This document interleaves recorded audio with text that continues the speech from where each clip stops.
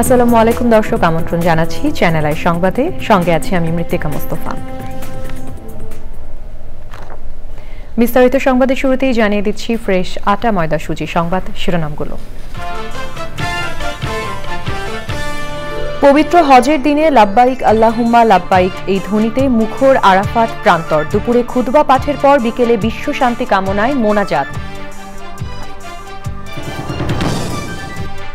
প্রিয়জনের সঙ্গে ঈদ উদযাপনে বাস ট্রেন লঞ্চে বাড়ির পথে রাজধানীবাসী। সড়কে দীর্ঘ যানজটের পাশাপাশি রেল নৌপথেও যাত্রীদের ভিড়।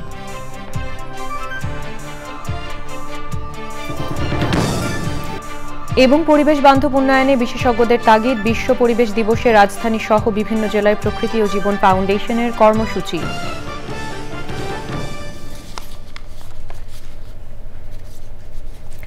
দর্শক, সংবাদ শিরোনামগুলো জানাচ্ছিলাম। এখনকার সংবাদ আয়োজন একই সঙ্গে চ্যানেল আইয়ের ইউটিউব চ্যানেলে এবং চ্যানেল আইয়ের ওটিটি প্ল্যাটফর্ম আই স্ক্রিনে লাইভ স্ট্রিম হচ্ছে। যাচ্ছি বিস্তারিত সংবাদে। আজ পবিত্র হজ। সারা বিশ্বের 20 লাখের বেশি মুসল্লির অংশগ্রহণে অনুষ্ঠিত হচ্ছে এবারের হজ। এরই মধ্যে শুরু হয়ে গেছে হজের মূল আনুষ্ঠানিকতা। হাজিদের উদ্দেশ্যে দুপুরে চলবে দিক নির্দেশনামূলক খুতবা পাঠ। বিকেলে বিশ্ব শান্তি ও মুসলিম উম্মার কল্যাণ কামনা করে মোনাজাত হবে। জকর মালিথা রিপোর্টে বিস্তারিত।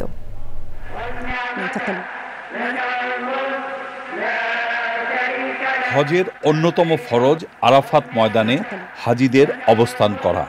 আরাফাতের পবিত্র এই ভূমিতে সূর্যোদয় থেকে সূর্যাস্ত পর্যন্ত এভাবে অবস্থান করাই হজের মূল আনুষ্ঠানিকতা।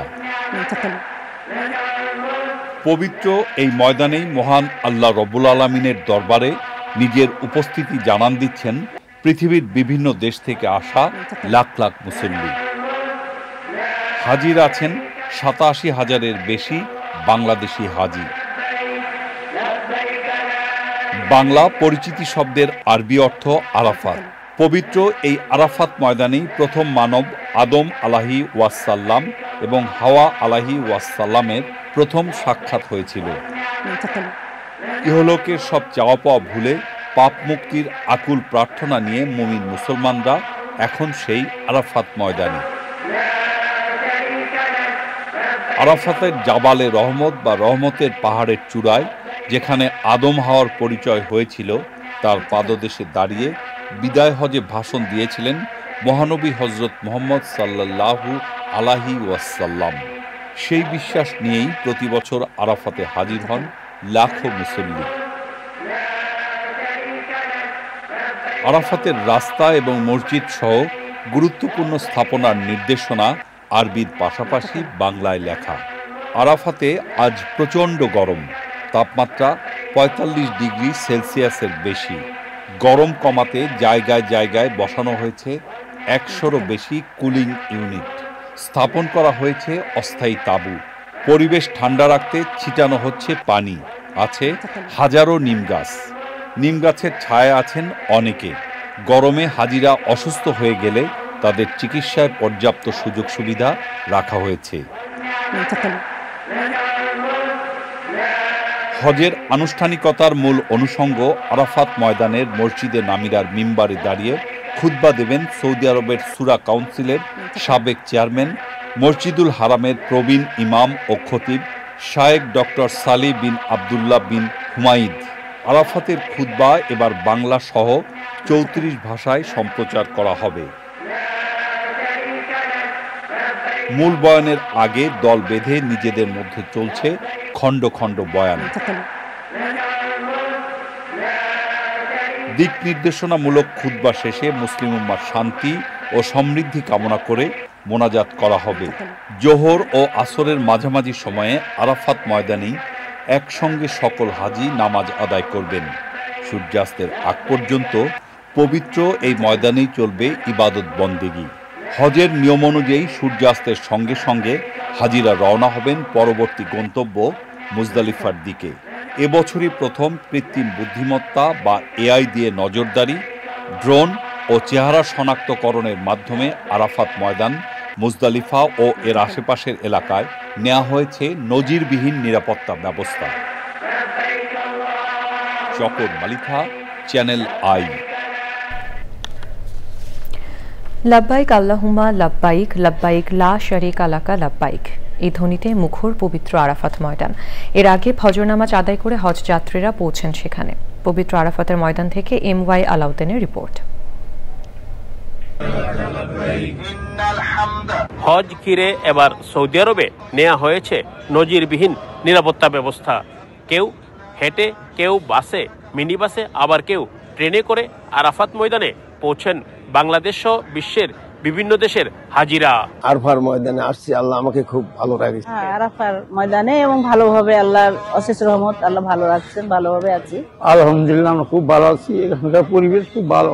আল্লাহ তাআলার সান্নিধ্য লাভে আরাফা ময়দানে জিকির আসকারে ব্যস্ত সময় পার করছেন হাজিরা। আল্লাহ তাআলার সাথে আমাদের পার্থক্যের জায়গাটা, স্রষ্টা সৃষ্টির মধ্যে পার্থক্যের জায়গাটা, এটা সীমাহীন পার্থক্যের জায়গা। বাংলাদেশের ৮৭,১০০ হজ যাত্রীকে নিয়ে আরাফাই ধর্ম উপদেষ্টা। আজকেই হজের প্রধান অনুষ্ঠান ওকুফে আরাফা, আরাফাতে অবস্থান। আজকে ধূলিঝড় হওয়ার একটা পূর্বাভাস ছিল, কিন্তু আল্লাহ তাআলার রহমতে সেই ধূলিঝড় হয় নাই এবং আমরা মিনা থেকে আরাফা আসার পথে একেবারে অত্যন্ত নিরাপদে এসেছি। সরকার নিরাপত্তার ব্যবস্থা করেছেন, পরিবহনের সুন্দর ব্যবস্থা করেছেন। সুষ্ঠুভাবে প্রত্যেক হাজির হজ সম্পন্নের আশা করছেন হজ ব্যবস্থাপনা সংশ্লিষ্টরা।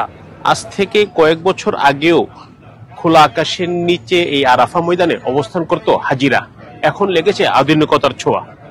আরাফা ময়দানে সুন্দর পরিবেশে অবস্থান করছেন বিশ্বের নানা প্রান্ত থেকে আসা এসব হাজি।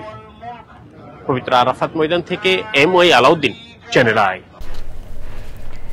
প্রিয়জনের সঙ্গে পবিত্র ঈদ উল আজহা উদযাপনে বাস, ট্রেন ও লঞ্চে রাজধানী ছাড়ছেন নগরবাসী। বাস ও লঞ্চ টার্মিনাল এবং রেল স্টেশনে যাত্রীদের ভিড় এবং সেই সাথে বৃষ্টিতে ভোগান্তিও বেড়েছে। ঈদে বাড়িমুখো মানুষের বাস যাত্রার খবর জানতে রাজধানীর গাবতলী বাস টার্মিনালে লায়লা নওশিনের কাছে যাচ্ছি। নওশিন, বাস টার্মিনালের এই মুহূর্তের অবস্থা আমাদেরকে জানাবেন।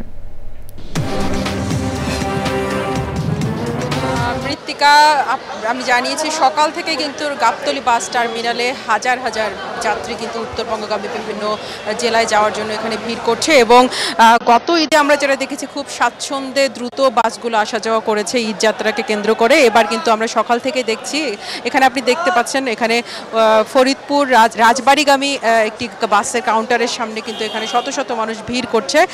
তারা এখানে এসেছে টিকিট কাটতে। এখানে টিকিট কেটে এখানে বাস থাকলে সরাসরি বাস এখান থেকে গন্তব্যে চলে যায়, কিন্তু পথে যানজটের কারণে আসলে নির্ধারিত বাসগুলো সঠিক সময়ে নির্ধারিত সময়ে কাউন্টারে আসতে না পারে 2 থেকে 3 ঘন্টা পর্যন্ত কিন্তু যাত্রীরা কাউন্টারে এসে অপেক্ষা করছেন এবং তারা বলেছেন যে এই ভোগান্তির কথা একটা বলেছেন। এখানে এবার বাস যাত্রায় অতিরিক্ত ভাড়া আদায় না করলেও কাউন্টারে দীর্ঘক্ষণ অপেক্ষার একটা অভিযোগ করেছেন। এর কারণ হিসেবে অনেকে বলছেন যে কোরবানির হাটকে কেন্দ্র করে বিভিন্ন জেলা থেকে যে পশু আসছে, পশুর ট্রাকগুলো ঢাকার দিকে আসছে, সেই ট্রাকগুলো পথে যানজট তৈরি করেছে এবং সেই পথ থেকে যে বাসগুলো আসবে, বাসগুলো আসলে নির্দিষ্ট সময়ে আসলে কাউন্টারে আসতে পারছে না, যার কারণে যে যাত্রীদের নিয়ে তাদেরকে বিভিন্ন জেলায় যাওয়ার কথা সেই জেলায় যেতে তাদের বিলম্ব হচ্ছে। এই মুহূর্তে আসলে গাবতলী বাস টার্মিনালে আসলে যে উত্তরবঙ্গগামী বা বিভিন্ন অন্যান্য জেলাগামী যে যাত্রীরা তাদের উপচে পড়া ভিড় রয়েছে। মৃত্তিকা, ধন্যবাদ আপনাকে। টঙ্গী থেকে চান্দনার চৌরাস্তা পর্যন্ত 12 কিলোমিটার সড়কে ধীরে ধীরে যানবাহন চলছে। বোর্ডবাজার, ভোগড়া বাইপাস, চান্দনা চৌরাস্তা, টঙ্গী স্টেশন রোড, গাজীপুর সহ বিভিন্ন এলাকায় সকাল থেকেই হালকা যানজট রয়েছে। অন্যদিকে ঢাকা টাঙ্গাইল মহাসড়কের কালিয়াকৈরের চন্দ্রা ত্রিমোড় ঘিরে কয়েক কিলোমিটার জুড়ে ধীর গতিতে চলছে যানবাহন। এছাড়া গাড়ি পার্কিং ও যাত্রী উঠানামার কারণে গাড়ির জটলা রয়েছে। মহাসড়কের এসব পয়েন্ট ছাড়া বেশিরভাগ অংশে যানজট না থাকায় স্বস্তি নিয়ে গন্তব্যে যাচ্ছেন যাত্রীরা। মেট্রোপলিটন পুলিশের ট্রাফিক বিভাগ জানান, ঈদ যাত্রায় মানুষের যাত্রা নিরাপদ ও যানজট মুক্ত রাখতে বিভিন্ন মোড়ে কাজ করছে আইন শৃঙ্খলা বাহিনীর সদস্যরা।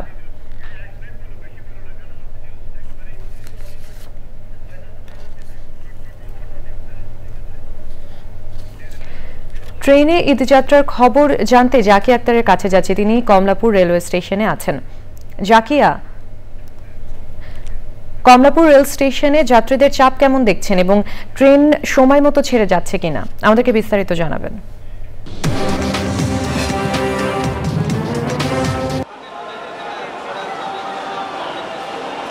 ধন্যবাদ মৃত্তিকা, আপনি যেমনটি বলছিলেন, হ্যাঁ, উপচে পড়া ভিড় বেলা 12টার পর থেকে আমরা যেটি দেখতে পেয়েছি যে কমলাপুর রেল স্টেশনে এক ধরনের উপচে পড়া ভিড় যাত্রীদের লক্ষ্য করা যাচ্ছে। তারা 12টার পর থেকেই আমরা রেল স্টেশনে যাত্রীদের অপেক্ষা করতে দেখছি। তবে বলে রাখি যে এবার ঈদ যাত্রা স্বস্তি করতে 63টি ট্রেন প্রতিদিন ঢাকা থেকে ছেড়ে যাচ্ছে। একটি স্পেশাল ট্রেন দেয়া হয়েছে যাতে যাত্রীদের কোনো রকম আসলে অসুস্থতে পড়তে না হয়। এবং আপনি যেটি বলছিলেন যে ট্রেন শিডিউল বিপর্যয় হয়েছে কিনা, তো সকাল থেকে আমরা এই পর্যন্ত কমলাপুর রেল স্টেশনে যেটি দেখেছি যে এখন পর্যন্ত কোনো ধরনের আসলে সেরকম ট্রেন বিপর্যয় ঘটেনি। হয়তোবা সেটি আধা ঘন্টা বা 10 মিনিটের একটি টাইম এদিক ওদিক হয়েছে, তবে তেমন কোনো শিডিউল বিপর্যয় ট্রেনে হয়নি। মৃত্তিকা, ধন্যবাদ আপনাকে। লঞ্চে করে ঈদে বাড়ি ফেরা মানুষের খবর জানতে মাসু শাকিলের কাছে যাচ্ছি, তিনি সদরঘাটে আছেন। শাকিল, সদরঘাট লঞ্চ টার্মিনালের যাত্রীদের চাপ কেমন দেখছেন এবং ঈদে লঞ্চ যাত্রা নিয়ে আমাদেরকে বিস্তারিত জানাবেন।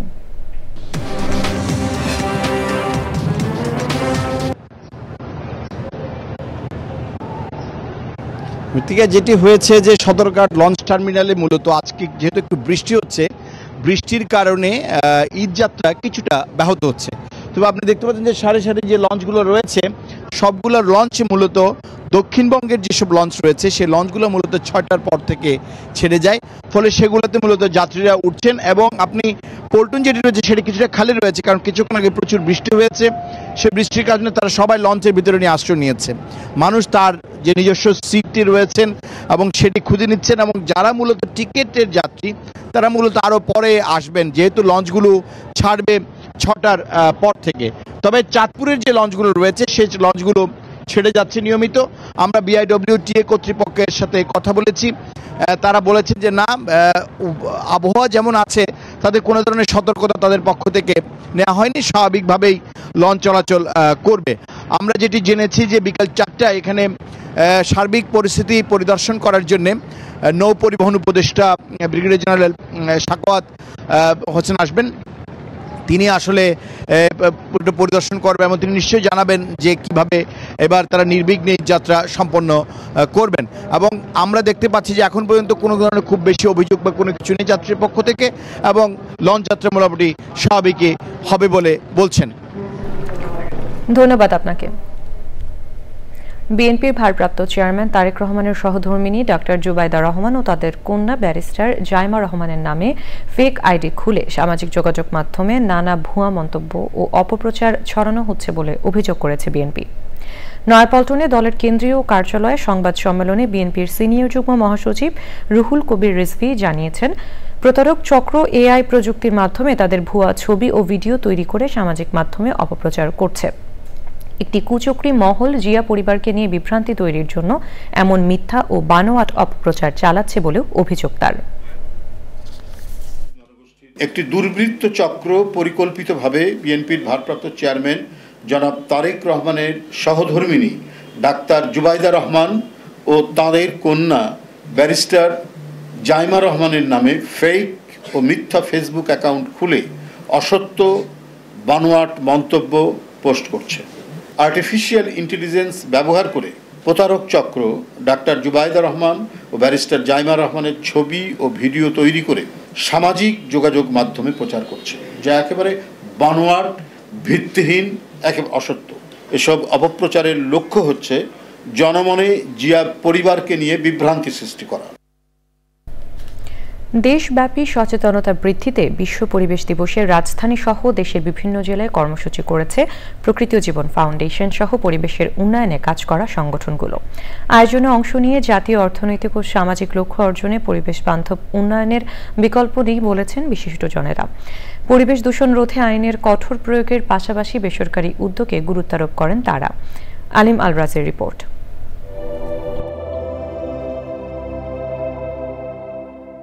দিন দিন প্লাস্টিকের ব্যবহার বৃদ্ধি পাওয়ায় হুমকিতে পুরো বিশ্ব। প্লাস্টিক দূষণ আর নয়, বন্ধ করার এখনই সময়। বিশ্ব পরিবেশ দিবসের এমন প্রতিপাদ্য বলে দিচ্ছে ঠিক কতটা সংকটের মধ্য দিয়ে যাচ্ছে সভ্যতা। এমন বাস্তবতায় বিশ্ব পরিবেশ দিবসে building a sustainable leather sector in Bangladesh প্রকল্পের আওতায় সচেতনতা বৃদ্ধিতে দেশজুড়ে বিশেষ কর্মসূচি করেছে প্রকৃতি ও জীবন ফাউন্ডেশন সহ অংশীজনরা। পাদুকা কারখানার শ্রমিক, মালিক, সুশীল সমাজের প্রতিনিধি, প্রকল্প অংশীদার, সবুজের অভিযান ফাউন্ডেশনের অংশগ্রহণে কিশোরগঞ্জের ভৈরবে শোভাযাত্রা হয়েছে। র্যালিটি শহরের বিভিন্ন সড়ক প্রদক্ষিণ করে। প্রাণ প্রকৃতি রক্ষার অপরিহার্যতা তুলে ধরে গাজীপুরে শোভাযাত্রা হয়েছে। প্রতিনিয়ত ধ্বংস হতে থাকা প্রাণ প্রকৃতি রক্ষায় সচেতনতা বৃদ্ধির বার্তা উঠে আসে কর্মসূচিতে। পরিবেশ দূষণ রোধে জনসম্পৃক্ততা বৃদ্ধিতে বেলসের উদ্যোগে সাভারে মানববন্ধন ও শোভাযাত্রা হয়েছে। এতে প্রাকৃতিক ভারসাম্য রক্ষায় পরিবেশ বান্ধব জীবনাচারের গুরুত্বারোপ করেন বক্তারা। আয়োজনের অংশ হিসেবে পরিবেশ সচেতনতামূলক নানা বার্তায় রাজধানীতে শোভাযাত্রা হয়েছে। র্যালিটি তেজগাঁওয়ের বিভিন্ন সড়ক প্রদক্ষিণ করে। Bangladesh institute of labour studies, সবুজের অভিযান ফাউন্ডেশন, গণস্বাস্থ্য কেন্দ্র, সলিডাস সুইস, ওশি ফাউন্ডেশন সহ প্রকল্পের অংশীজনরা এতে অংশ নেয়। প্লাস্টিক পলিউশন আমাদের সব কিছুকেই পরিবেশে নষ্ট করছে। আমাদের বায়ু, পানি, মাটি সব জায়গাতেই এটা এত বাজেভাবে এটা মিশ্রিত হচ্ছে এবং তো মানব স্বাস্থ্যের মধ্যে সরাসরি এটা কিন্তু আসলে সম্পৃক্ত হচ্ছে। খাবারের পাত্র বলেন বা বাজারের পাত্র বলেন, যেটাই বলেন সবখানে আমরা এই প্লাস্টিক ব্যবহার করতেছি। পানির পাত্র, এই প্লাস্টিক সব জায়গাতেই ছড়িয়ে গেছে এবং এই প্লাস্টিকের দূষণের বিরুদ্ধে আসলে আমাদের এখন লড়াই করতেই হবে। এই প্লাস্টিক আমাদের জীবনের প্রতিটা মুহূর্ত ধ্বংসের দিকে নিয়ে যাচ্ছে। সর্বক্ষেত্রে আমাদের ব্যক্তি জীবন, পারিবারিক জীবন, সমাজ জীবন, রাষ্ট্রীয় জীবন থেকে এটা বন্ধ করার জন্য আমাদের এখনই দ্রুত পদক্ষেপ নেওয়া আসো জরুরি। যে এই যে জলাবদ্ধতা, ওয়াটার লগিং কিন্তু প্লাস্টিকের ফলে হচ্ছে। প্লাস্টিক যখন পুরানো হয় তখন তার থেকে যে বায়ু দূষণ হয় সেটা কিন্তু খুবই মারাত্মক ক্ষতিকর। গভীর উদ্বেগের বিষয় যেটা হচ্ছে যে আমরা অনেকে আছি প্লাস্টিকে খাবার সংরক্ষণ করি, ফ্রিজের ভিতরে প্লাস্টিকের ভিতরে খাবার রাখি, এটা কিন্তু আমাদের খাবারকে কন্টামিনেশন করে। তা আমাদের সবারই আসলে বিষয়ে সচেতন হওয়া উচিত। আমাদেরকে অ্যাডপ্ট করতে হবে এই পরিবর্তিত ক্লাইমেটের সাথে এবং আমাদেরকে প্লাস্টিক সম্পর্কে চিন্তা করতে হবে সামনে। আমাদেরকে প্লাস্টিক রিফিউজ করতে হবে, আমাদেরকে প্লাস্টিক ইউজ রিডিউস করতে হবে, আমাদেরকে রিইউজ করতে হবে, আমাদেরকে রিথিঙ্ক করতে হবে প্লাস্টিকের ব্যাপারে। ভবিষ্যৎ প্রজন্মের বাসযোগ্য ধরিত্রী বিনির্মাণে সচেতনতার পাশাপাশি সমন্বিত পদক্ষেপের বাধ্যবাধকতা তুলে ধরেন প্রকৃতি ও জীবন ফাউন্ডেশন চেয়ারম্যান। দূষণে আমরা কিন্তু একেবারেই জর্জরিত। প্লাস্টিক দূষণ তো আছেই, পাশাপাশি মাটি দূষণ, পানি দূষণ, বায়ু দূষণ, শব্দ দূষণ এবং চামড়া শিল্পে যে দূষণ সেটাও কিন্তু মারাত্মক দূষণ এবং সেই দূষণকেও কিন্তু আমাদের কমাতে হবে।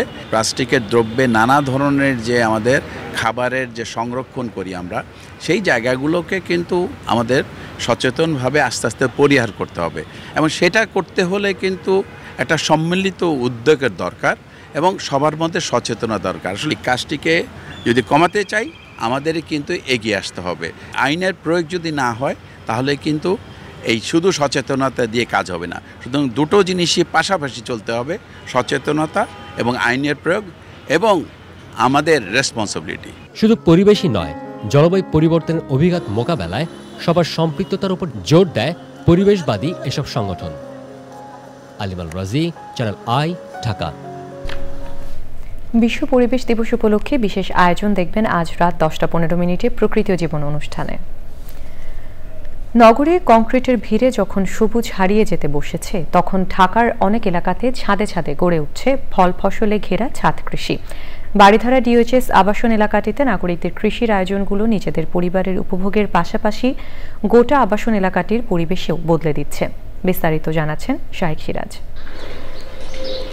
বাড়িধারা ডিওএইচএস এর আয়েশা সিদ্দিকা চুনির ছতলা এই ভবনটি অন্য সব বাড়ি থেকে একেবারেই আলাদা। বাড়িটির সামনে উপরে সবখানে ঝোপঝাড়ে আবৃত। এমন ফসলি বাড়িতে বসবাস করাই ছিল তার আজন্ম শখ। ফলে দীর্ঘদিন নগরে বসতি হয়েও গাছপালা, মাটি আর পানির ছায়ায় নিজেকে বেঁধেছেন। আমি আমার বাগানটা কিরম চেয়েছি, অরণ্য, যেখানে সব ধরনের গাছ থাকবে এলোমেলো ভাবে, সাজানো না, জঙ্গল জঙ্গল ভালো লাগে আর কি, যার জন্য আমি ওইভাবে সাজিয়ে কিন্তু করিনি। আমি যখন যেটা সেরকম আমার এইটাই ভালো লাগে। 2600 বর্গফুটের 3 স্তরের এই ছাদে রঙিন ফল ফুল আর রকমারি সবজিতে ভরপুর। এখান থেকে মিটছে পরিবারের পুষ্টি চাহিদার প্রায় 80%। শাক তো কিনি না, সবজিও এই ইসে আমি খুব একটা কিনি নেই, মনে হয় 20% কিনেছি আর 80% আমি এখান থেকে পেয়েছি। আমার ফুলকপি, পাতাকপি, তারপর ব্রোকলি সব কিন্তু হয়েছিল, আমি করি, এবারও হয়েছে। টমেটো আমি কিনিই নেই। আচ্ছা, তার মতে এলাকাটির অনেকেই এখন যুক্ত হচ্ছেন ছাদ কৃষিতে, ফলে আবাসন এলাকাটি দিনে দিনে সবুজে ভরে উঠছে। অনেক পাখি আসে সকালবেলা বিকালবেলা, একটা ওদের ডাক, যে কিচিরমিচির ডাক আসে ঝাঁকে ঝাঁকে। দেখেন প্রত্যেকটা বাড়িতেই হ্যাঁ কৃষির একটা আয়োজন আছে, প্রতিটা সবার মোটামুটি সবাই এখানে বাগান আছে। কতটুকু প্রেম আর যত্ন থাকলে শহরে বসেও ছাদের উপরে এরকম একটা আয়োজন করা যায়, সেটা প্রমাণ মেলে এই ছাদ কৃষিটি দেখে। এই নগর কৃষক চেয়েছিলেন একটি অরণ্য গড়তে, চাননি গোছানো কিছু হোক, কিন্তু এ থেকেই অরণ্য হয়েছে। আর সে প্রতিদিনকার শাক সবজি ফলমূলের চাহিদা যতটুকু প্রয়োজন ততটুকু। এটি আপনার জন্য হতে পারে অনুকরণীয়। ঢাকার বারিধারা ডিওএইচএস-এর আয়েশা সিদ্দিকা চনির ছাদ কৃষি থেকে শাইখ সিরাজ, চ্যানেল। এ নিয়ে বিস্তারিত প্রতিবেদন দেখবেন আজ বেলা 3:05 হৃদয় মাটিও মানুষের ডাক অনুষ্ঠানে। এবারে কনকা ফ্রিজ কোরবানির হাটের খবর।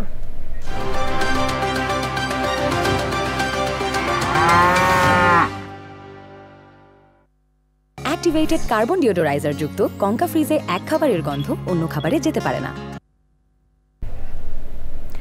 রাজধানীর কোরবানির পশুর হাটগুলো পুরোপুরি জমে উঠেছে। বেশিরভাগ ক্রেতা বলছেন পশুর দাম সহনীয় পর্যায়ে আছে। ব্যাপারীরা বলছেন পশু বিক্রি ভালো হচ্ছে।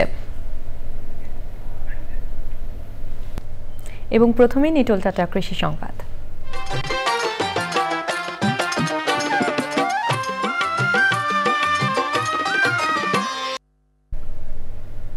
মৌলভীবাজারের বড়লেখা উপজেলায় মোহাম্মদনগর গ্রামে ঝিঙে চাষে সাফল্য পেয়েছেন স্থানীয় চাষিরা।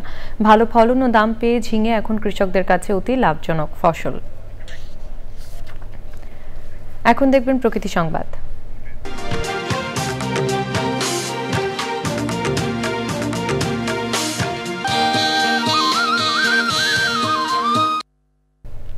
তীব্র পানির সংকট দেখা দিয়েছে ঝালকাঠি পৌরসভায়। দিনের বেশিরভাগ সময় মিলছে না পৌরসভার সরবরাহকৃত পানি।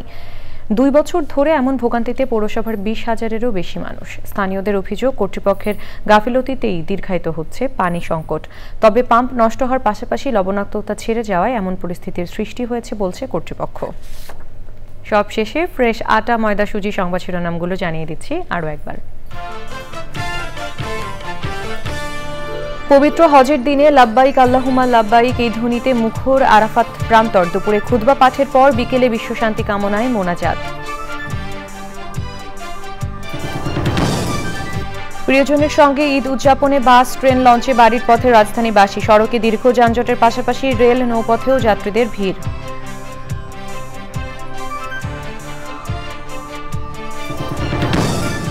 এবং পরিবেশ বান্ধব উন্নয়নে বিশেষজ্ঞদের তাগিদ। বিশ্ব পরিবেশ দিবসে রাজধানী সহ বিভিন্ন জেলায় প্রকৃতি ও জীবন ফাউন্ডেশনের কর্মসূচি।